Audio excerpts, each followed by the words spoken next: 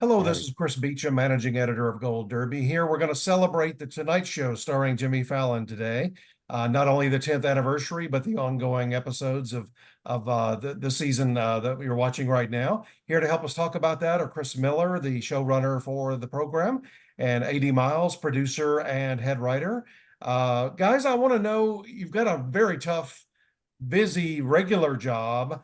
Tell me how you went about putting together the 10th anniversary special at the same time you're both working hard hours as well. Chris, we'll start with you. I mean, there, the source material was there, but it was 10 years worth of source material. And, the good news is that there's just been so many people at the Tonight Show that have been around not only the whole 10 years of Tonight Show, but even the 5 years of late night, which also caused some confusion. Only because we'd be like, what about that bit? We're like, oh no, that was late night. That wasn't Tonight Show. I mean, but there's so many favorite things and moments. And we're constantly updating our audience reel, our audience load and reel. We have a ride at Universal Studios where people stand in line and we do best of and we update those. So we're always sort of top of mind, like what are those great moments? So we kind of had a little bit of a fun template to work off of, and then just kept digging and finding, and just so many people were like, Be what about reminded. be reminded of stuff? And it was just it was such a fun experience, and they kept pulling us all into editing and looking at this package and adding, and it was a joy every time you walked in and you watched a package. You're like, this is the best show ever. It was awesome. AD, Uh, how about you? What was your experience like working on the special? well, here's what's funny about that. So when we first started doing it, they were like, "So, what were your favorite thank you notes over the last 10 years?" And so we started. I came up with this little metric here to sort of run some stats while I was talking to some of the other writers. So over 10 years, we figured out we had written 823,000 monologue jokes. We had written 896 sketch jokes. We'd pitched 80,000 sketches. And of those, like 30,000 monologue jokes had aired, 13,000, sketches had aired. And so you realized when you were looking at that mountain of material that you were just going to have to go with your gut. Like what really stuck out? You just assume that the things that, and so that's how we kind of started. But like he was saying, like sometimes other people would remember stuff and be like, oh my God, that feels like that was a dream I had. But we actually put that on TV 7 years ago. And the 3,000 sketch we pitched that year. So it was a mountain of material to look at over 10 years. And you'd have to have an encyclopedic knowledge of all those things to really remember them all. But we all depended on each other's best instincts in terms of like remembering the best ones. And each segment was sort of like a bucket. It's like, okay, we're going to do guest comedy, we're going to do musical things, we're going to do sketch, we're going to do. So we knew, sort of our buckets that we do that people want to see. And then so we started filling those. And obviously, most segments are 7-8 minutes. And so the real problem was, going over and taking stuff out. And then, oh, do we do quick cuts on this to get more in? Is there anything that needs to play completely, like the Nicole Kidman interview? And so that was fun trying to figure out how to get it all in there. Yeah. How long did you actively work on this project? Was it 4 or 5 months, Miles, probably? Yeah, I mean, from the minute we first started going like, okay, what's the shape of this thing going to be? Like, what are the sort of interstitial like things that we're going to write to, get between the different moments going to be? Um, yeah, it was about a 5 month project, I think, before we could finally get it to, cull down. And the interstitials, or the bumpers, that we did it, we were doing obviously like the travel show, and then we have the ride at Universal Studios. So that was one that we're like, it'd just be so great to film something there at the ride, but run down there for something. But we did it. We actually we did a thing at the Kentucky Derby, and so we literally flew that morning to Kentucky Derby. We did that, then we flew from Kentucky down to Orlando, shot that whole thing, waited for it to get dark out, shot the whole thing there in Orlando at our ride, and then jumped on a plane and went back to New York. It was like this whirlwind, like 20-hour thing, but it all came out so good.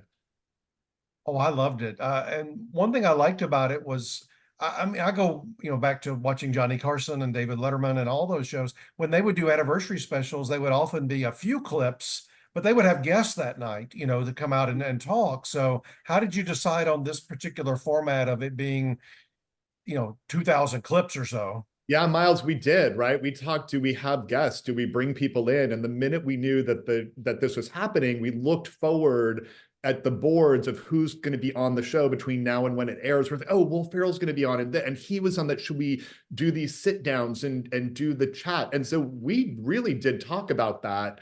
And then, the people talking about their best moments, their first time on the Tonight Show, which is just so fun. But ultimately, it just felt like people, they want to see the clips. They don't want to hear people talking about the clips. They want to see the clips. And I think we made the right choice, Miles. Yeah, I agree. I hope your editing team got extra pay, because this was one of the best edited things I've seen in forever. They certainly did. Yeah, they really did. They crushed it. Just talk about your pride in working with that and your technical team and putting this together. Well, I mean, just in general, on a show like this, I'm always completely in awe of all the different assets we have and departments we have, from its wardrobe, or the hair and makeup team are able to make anything look like anything. And then the speed with which people work, in terms of, like, we come in every morning, we come up with brand new ideas. We're pitching Jimmy at 9:45. And then, by 5 o'clock, this fully formed piece of content that didn't exist that morning is actually being aired on TV. So their ability to take 5 months and put something together like this special, not shocking to me in the slightest. I mean, it just feels like de rigueur for these guys because they're so good. I've been asking this of showrunners and top producers like yourselves in recent weeks, and I loved seeing the reaction. And that is, in addition to your editors, we just talked about your editors. You're both on the Emmy ballot this summer for series as well as special and writing and so forth. Who are a couple of people that you would like to give a shout out to on your team that are also on the Emmy ballot, that you would love to see get nominated and maybe win? My God, Miles, everyone that you just said, we will come up with an idea in the morning that needs a set. It needs hair, makeup, wardrobe. We'll say, and then we want to have 400 white beach balls, and then we want to have 500 blue beach balls, and then we want to have 2 mannequins dressed like, and it happens. It literally, the Slack channel starts going crazy and everybody does it. So from literally the art department, hair, makeup, wardrobe, production, the guys on the floor, the crew that just move all this stuff and make it. I know it seems crazy. You don't want to forget someone, the director, everyone in the control room, the graphics team. You're like, how did they create these graphics? We need 10 photos of this, but all different with the thing and the whatever. And it is wild to me. When I first started here, I was like, this is insane that this is happening. And so I can't really single out anyone. It is absolutely all 200 plus people every day that are making it happen. And I know that's like a cheesy, sort of canned response, but it is true. And if we were to win, I think we would list them all by name. Absolutely. Yeah, we just read them out. I would like to see that. Yeah. The music would play, Impressive. we just keep on talking. One thing impressive about your show all of these years is how you're constantly innovating, looking at new trends, looking at technology, all of those sorts of things. You've never rested on laurels the whole way. Why has that been important from the very beginning, and in terms of looking forward instead of looking back? That comes from Jimmy. I mean, it's just, there is he's just a special kind of human that doesn't really ever get tired of thinking creatively about what's next. I'll pitch him some ideas that I feel like could be easily dismissed by someone who's gotten the machine up and running and been running it for 10 years. And Jimmy always just says yes, let's try it, let's just see what it looks like. And these are some very strange, big, out of the format ideas that just to see what. And he's just always ready to try something new, try something bigger, try something that hasn't been done in this kind of in this format before. And so that's really the impetus of it. And he's with technology and all that stuff. I mean, I don't know how he does it. We'll sit in the 12:30 meeting with him in his office and he'll be like, oh, I watched Baby Reindeer. He's like, oh, and then those 2 new Lifetime like Christmas specials are so good. I watched those. Oh, and then I watched Despicable Me 4. That was so fun. We should talk with Will Ferrell about that. And then he's like, and then he got the new Vision Pro things and he tested those out this weekend, the new Apple Watch. And here's this cool thing that I'm wearing that's detecting the energy and the oxygen. I mean, so it's like, and here's, did you see the new TikTok trend? And Did you I'm see that right, Miles? documentary? And I'll look at it and I'm like, that documentary was 3.5 hours long. He watched it all and he quotes every minute of it. And I'm like, and you have a wife and 2 kids and you did 50 things with them this weekend. I don't know how he does it, but he, like Miles said, he's the impetus. He comes in and has all this stuff to give and want to talk about. As you put all of this together, maybe you know these stats off the top of your head, but who have been the 2 or 3 guests that have been on the most often in the last 10 years? Do you happen Oh, to we know? do know. I think that I want to say Michael Strahan is at the top. I think Andy Cohen is at the top. There's a lot like we had the list for actually I will get that to you, Chris, because it's a really fun, interesting list. Drew Barrymore is up there. These are all like in the 13 to 20 times appearing on the show in the past 10 years. But it's a really fun, great list. I remember David Letterman talking about that once, and it's never the people you think it's going to be. It's not the Will Ferrell or the Justin Timberlake or somebody like that, because they've got, they're off shooting stuff. And I think for Dave, it was like Regis Philbin and Marv Albert. By the way, and honestly, like Michael Strahan and Andy Cohen are like our Regis Philbin. They're amazing guests. They rate incredible. They are local. They have shows, so they're always in town. They're game for sketches and things and whatever. So yeah, it's exactly right. Some things never change. People that are available and right there in New York, especially if you need a last minute substitute. Oh, Yeah. absolutely, yeah. One of my favorite episodes, speaking of guests, and I think it was one of your biggest in terms of audience this year, was your Thanksgiving episode with Cher. I mean, can you talk about that one a little bit? I mean, honestly, I am just such a Cher fan. Chris, I don't even know if we might have talked about this, but I'm like obsessed. And before she came on the show, she was like, when people like, who have you not had on? It was like Cher. And talk about someone who is willing to play and game. We pitched her 2 ideas when she came on. She loved them both so much. And on the way out, Miles, remember, she was like her rep, and she was even like, I'll be back in a couple weeks. I'll do that other one. Yeah, like, if people totally say that being nice, they're like not really going to do it. It's Cher. She's not really. Literally text Jimmy, hey, I'm back next week. That other bit, like that, we were like, you've got to be kidding. Cher is coming back and doing the other bit that we wrote. But the Thanksgiving show is always just so special because NBC really owns that day with the Macy's Thanksgiving Day Parade into football, into our show. It's like our highest rated show of the year. So we always try and make it like something, big and special. But yeah, that Cher really brought it home. On the series category at the Emmys, would that be your submission should you get in? Or have you thought about it yet?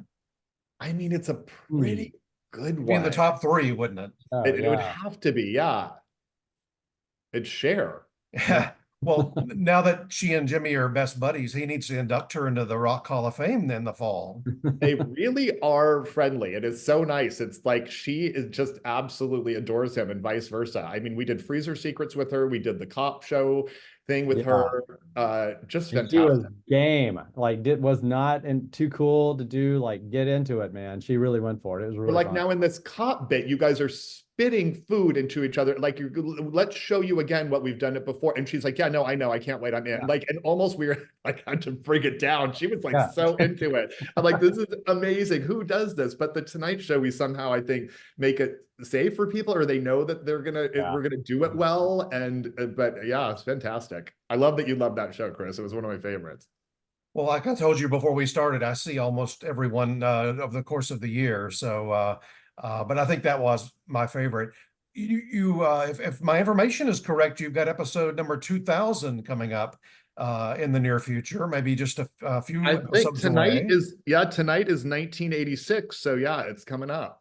What we're doing a 2000 show special that's about 2 hours long. It's the best.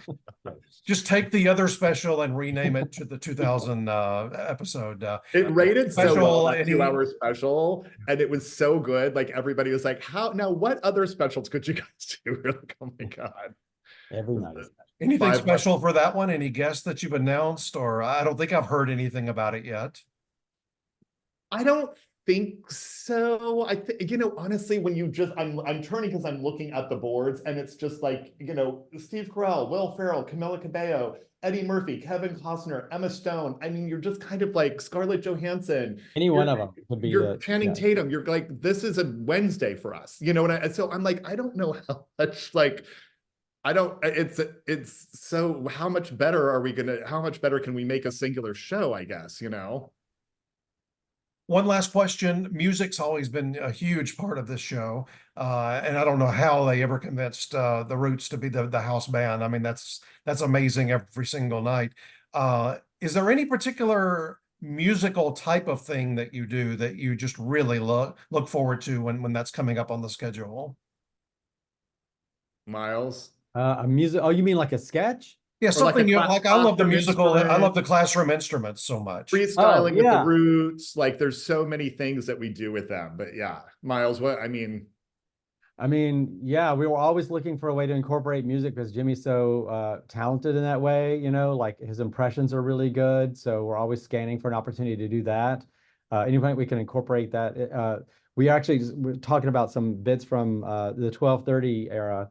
There was one that we used to do called Dance Avenue, which I'm really dying to bring back, which is just like a 80s Soul Train kind of vibe. So I mean, yeah, music is just part of the thread of the show. So it and the just Roots are insane. I mean, I think they did Ariana Grande, who performed, and that's I always love that when the band asks the Roots if they'll play with for our musical guests, which no one had ever said that. And it was probably a good month or two in when I first started, and all of a sudden I'm like at rehearsal, I'm like, wait, why are the Roots are playing for this amazing art, like they're so talented. I'm like, God, they're doing that. Then they're learning 4 new songs for the bits that we're doing for the thing. Then we're doing freestyling with the Roots. We're literally off the cuff. Tariq has to make up raps for people and the audience on the fly, sing them right back.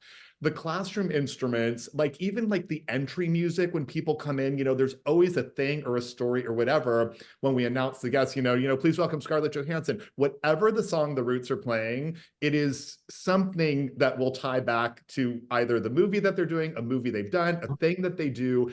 It's so incredibly thoughtful, but I'm also impressed when Jimmy will sit at the desk and all of a sudden, he'll be like, blah, blah, blah. It's like, yeah, don't stop, believe. And then within seconds, the entire Roots are playing Journey, Don't Stop. I'm like, how? They didn't even have time to say start with a C or a D. I'm not a musician, but I'm like, how do they do it? So we magicians and musicians. do them as much as we can. We can never have enough of the Roots and Tariq and Amir and bits and stuff like that. Well, I told you a couple of months ago when I saw you, one of the most stunning moments this year for me growing up in the 80s was the musical instruments with the Ghostbusters. And the fact that Bill Murray was willing to even do that and in his outfit. Yeah. No, by the way, we got the outfit. We're like, he's never going to wear it. And then literally he comes down the hall with the outfit on. We're like, of course. And then Ray Parker Jr. coming in and being so lovely about it. And you're just like, but again, I think it's like, you look back at who's done that, and it's everyone from Adele to Madonna to these rock icons that have done classroom instruments. So when you go out to someone, they're like, yeah, and people request it. They want to do them because they know there's these so beautifully executed things that just go everywhere. So that's a fun position to be in. Well, gentlemen, it's always a pleasure. I can't tell you how much I enjoy watching the show. I hope Emmy voters who are about to start marking their ballots right within a 24-hour period of this video posting. I hope they'll remember all of you on the talk series side, on the technical categories we discussed, writing, directing, and then of course the variety special. I would love to see you get in on that pre-recorded special category as well. So thank you so much. Thank Chris, you. You're the best. Can you just walk around with us all day and keep saying that? Absolutely.